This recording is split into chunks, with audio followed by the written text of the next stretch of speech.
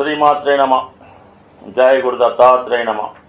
ఈ వీడియోలో మనం జనవరి 5వ తారీఖు నుంచి 11వ తారీఖు మధ్యలో జరగబోయే వార ఫలాలు మిథున రాశి వారికి ఏ విధంగా ఉండబోతున్నాయి అని తెలుసుకునే ప్రయత్నంలో ఈ వార ప్రారంభంలో మిథున రాశి వారు ఎక్కువగా పుణ్యక్షేత్రాలు దర్శించడం కానీ, విహారయాత్రల్లో పాల్గొనడం కానీ, లేదంటే ఏదైనా ఒక ముఖ్యమైనటువంటి వివాహ వేడుకలో ఎంటర్టైన్మెంట్ కార్యక్రమంలో పాల్గొనడం జరుగుతుంది. అలాగే దూర ప్రాంత ప్రయాణాలు చేయడం కానీ, దూర ప్రాంతంలో ఉన్నటువంటి బంధుమిత్రులను కలుసుకునే ప్రయత్నం చాలా వరకు ఈ వార ప్రారంభంలో జరిగే అవకాశం ఉంది. ముఖ్యంగా ఈ రాశిలో ఉన్నటువంటి స్త్రీలకి ఉద్యోగంలో మార్పు కానీ, నూతన ఉద్యోగ ప్రయత్నాలు ఫలించడం కానీ చాలా వరకు అనుకూలంగా ఉన్నది. అటువంటి ప్రయత్నాలు చేస్తున్నవారు మరి ఈ వారంలో కంపల్సరిగా కొత్త ఉద్యోగ అన్వేషణ చేసుకుంటే 100కి 100 కొత్త అవకాశాలు రావడం జరుగుతుంది. ఎవరైతే నిరుద్యోగం లాంటి వారు చిన్న చిన్న పార్ట్ టైం ఉద్యోగాల కొరకు ప్రయత్నం చేస్తున్నారో వారికి కూడా చాలా వరకు ఈ సమయంలో కొత్త అవకాశాలు రావడం జరుగుతుంది. మరి వృత్తిరీత్యా ఈ ఎంటర్టైన్మెంట్ రంగంలో ఉన్న వాళ్ళకి ప్రతిభకు తగిన గుర్తింపు రావడం జరుగుతుంది. మీలో ఉన్నటువంటి ప్రతిభను గుర్తించి గొప్ప మంచి అవకాశాలు రావడం, ఒక గొప్ప వ్యక్తి మిమ్మల్ని ప్రోత్సహించి కొత్త అవకాశాలు ఇవ్వడం జరుగుతూ ఉంటుంది. అలాగే మీకు మంచి గురువు లభించడం వల్ల అతని యొక్క మార్గదర్శకంలో మీరు కొత్త విషయాలు తెలుసుకోవడం, మీలో ఉన్నటువంటి టాలెంట్ని ఇంకా మెరుగుపరుచుకునే అవకాశాలు ఉన్నాయి. అలాగే కళారంగంలో ఉన్న వాళ్ళకి, ఫైనాన్స్ రంగంలో ఉన్న వారికి ఈ గ్రహస్థితి చాలా అనుకూలంగా ఉన్నది. ముఖ్యంగా ఈ వారంలో 8, 9 తారీఖుల్లో జాతకుడి యొక్క ఆదాయం అనుకోకుండా అనూహ్యంగా పెరుగుతుంది. చాలా కాలంగా రావాల్సినటువంటి ధనం రావడం కానీ, లేదా మీ కుటుంబంలో ఒకరికి కొంత రావాల్సిన డబ్బు రావడం కానీ, కొత్త ఆదాయ మార్గాలు రావడం కానీ జరిగే అవకాశం ఉంది. అలాగే మరి కుటుంబ విషయాల్లో మరి ఒకేసారి ధనం రావడం వల్ల అది ఖర్చు పెట్టే విషయంలో కానీ, అలాగే కుటుంబ సభ్యులు ఆ ధనాన్ని డిస్ట్రిబ్యూట్ చేసుకునే విషయంలో కొన్ని మనస్పర్ధలు, ఇబ్బందులు వచ్చే అవకాశం ఉన్నది. కాబట్టి మరి వచ్చిన ధనాన్ని జాగ్రత్తగా ఒకే దాంట్లో ఇన్వెస్ట్ చేసుకుంటే మంచిది తప్ప ధనాన్ని వేరే విధంగా వేస్ట్ చేయడం వల్ల దాని యొక్క సరైనటువంటి ప్రయోజనం అయితే కనబడదు. మరి చాలా కాలంగా జాతకుడు ఏదైతే స్థిరాస్తి కొనుక్కోవడానికి ప్రయత్నం చేస్తున్నారో మరి అది ఈ వారం చివరిలో చాలా వరకు సఫలీకృతమయ్యే అవకాశం ఉంది. మీరు ఎటువంటి గృహాన్ని, ఆస్తినో కొందామనుకున్నారో అటువంటి ఆస్తి మీకు ఈ వారం చివరిలో లభించే అవకాశం ఉంది. కాబట్టి దానికి మీరు ధనం కూడా ప్రిపేర్ చేసుకుంటే సమయానికి మీరు అది ఫుల్ఫిల్ చేసుకోవచ్చు. ఇక్కడ సప్తమ స్థానంలో ఏర్పడినటువంటి బుధాదిత్య యోగం మీకు చాలా వరకు కొత్త వ్యాపార భాగస్తుల్ని నియమించుకోవడం కానీ, అలాగే మీ యొక్క జీవిత భాగస్వామి యొక్క హోదా పెరిగే అవకాశం ఉన్నది. అలాగే జాతకుడు తన యొక్క సామర్థ్యంతో అటు ప్రభుత్వ ఉద్యోగంలో ఉన్న వాళ్ళకి కానీ, ప్రభుత్వ ఉద్యోగంలో ఉన్న వారికి కొత్త అవకాశాలు రావడం కానీ, వృత్తిలో కొంత అదనపు బాధ్యతలు రావడం, వృత్తిపరంగా అదనపు ఆదాయం ఏర్పడే అవకాశం ఉంది. ఆల్రెడీ ఒక ఉద్యోగం చేస్తున్న వారికి ఓ పార్ట్ టైం ఉద్యోగం కానీ, వేరే మిగతా సోర్స్ ద్వారా కొత్త ఆదాయ వనరులు ఏర్పడే అవకాశం ఉంది. అంటే మొత్తం మీద 2 రకాల ఆదాయం ఈ వారం మీకు ఏర్పడే అవకాశం ఉంది. సో ఏదైనా మరి ధన విషయంలో కొంత జాగ్రత్తగానే ఉండాలి. మరి ధనం కొరకు కుటుంబ సభ్యుల మధ్య విభేదాలు రాకుండా చూసుకోవడం మంచిది.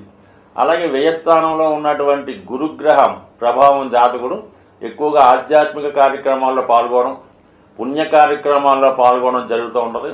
మంచి కార్యక్రమాలకి ధన సహకారం చేసే అవకాశం ఉంది. అలాగే అనుకోకుండా మరి ఈ వారంలో కుటుంబంలో ఒకరికి కొద్దిపాటి అనారోగ్య సమస్యల వల్ల ఏదైనా వైద్యశాలను దర్శించడం కానీ, దానికి తగినటువంటి ఈ వైద్యం సంబంధించిన ఖర్చులు జరిగే అవకాశం ఉంది.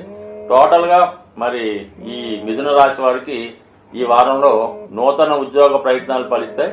అలాగే ధనరాబడి గతంలో కన్నా చాలా ఎక్కువగా ఆదాయం కూడా పెరిగే అవకాశం ఉంది.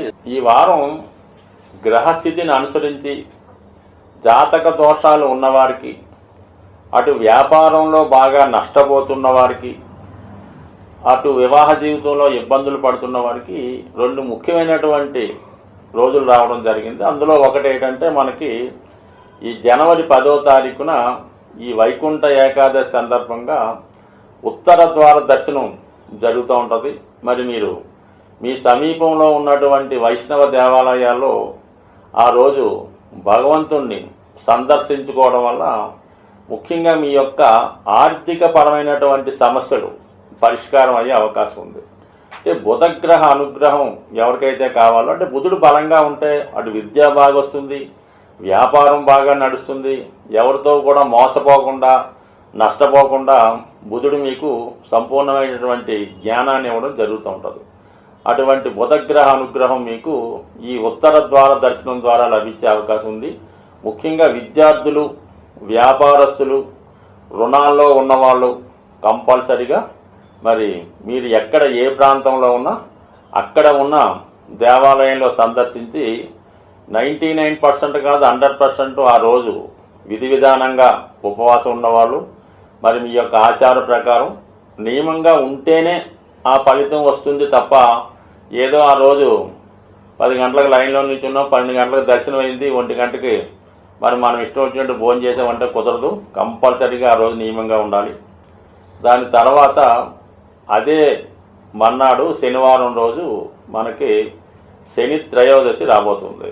ఇది ఏ గ్రహం ఏ ఫలితం ఇవ్వాలన్నా, ఎటువంటి సమస్య నుంచి బయటపడాలన్నా ముందుగా మరి శివుని యొక్క అనుగ్రహం ఉండాలి. అంటే శనీశ్వరుని యొక్క అనుమతి ఉంటేనే మిగతా గ్రహాలు మీకు మంచి ఫలితాన్ని ఇవ్వడం జరుగుతుంటుంది. కాబట్టి విధి విధానంగా ఆ రోజు కూడా మీరు శని త్రయోదశి రోజు మరి శివాలయంలో ఉన్నటువంటి నవగ్రహాలను సందర్శించుకొని అక్కడ విధి విధానంగా ముందుగా 9 గ్రహాల్ని పూజించి చివరగా శని భగవానుడికి తైలాభిషేకం లాంటిది చేసి పరిశుభ్రంగా మరి అక్కడ పూజ పూర్తి చేసుకొని అదే దేవాలయంలో శివుడికి కూడా చక్కగా రుద్రాభిషేకమో ఏదో అభిషేకం చేయించుకొని ఆ దేవాలయంలో సుమారుగా ఒక గంట సేపు 2 గంటలు చక్కగా అక్కడ ఉండి వీలైతే ఆ భక్తులకి సేవ చేసి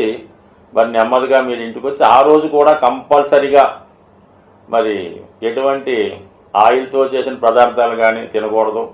చక్కగా ఫ్రూట్స్ మరి చక్కగా ఆయిల్ లేని తినటం. ఆ ఒక్కరోజు భూమి మీద పడుకోవాల్సి ఉంటుంది. అంటే దుప్పటి చాప అది వేసుకోవచ్చు. మంచం మీద పడుకోకుండా సింగిల్గా బ్రహ్మచారిగా, అంటే స్వామి అయ్యప్ప దగ్గరికి వెళ్ళినప్పుడు ఏ విధంగా ఉంటారు ఆ ఒక్కరోజు అంటే శనివారం మొత్తం రోజంతా ఆ రాత్రి అంతా మర్నాడు సూర్యోదయం అయిన దాకా జాగ్రత్తగా ఉండి మరి ఆదివారం కూడా వీలైతే సూర్యభగవాన్ని నమస్కరించుకొని మరి ఆదివారం కూడా మీరు నియమంగా ఉంటే మొత్తం మీద మీరు 10, 11, 12 తేదీలు ఎంత పవిత్రంగా ఉంటే మీ జీవితంలో ఎటువంటి గొప్ప సమస్య అయినా సాల్వ్ అయ్యి రాబోయే ఇప్పుడున్నటువంటి 2025 మీ జీవితంలో ఖచ్చితమైనటువంటి అభివృద్ధి రావడం జరుగుతుంది. ఇందులో నమ్మకం ఇంపార్టెంటు. కొద్దిగా కష్టపడితే ఒక 3 రోజులు మీరు హ్యాపీగా మరి సంతోషంగా అదేదో దైవ కార్యక్రమంగా భావిస్తే మొత్తం సంవత్సరం అంతా దాని ఫలితం ఎలా ఉంటుందో మీరే చూస్తారు కదా. స్వస్తి.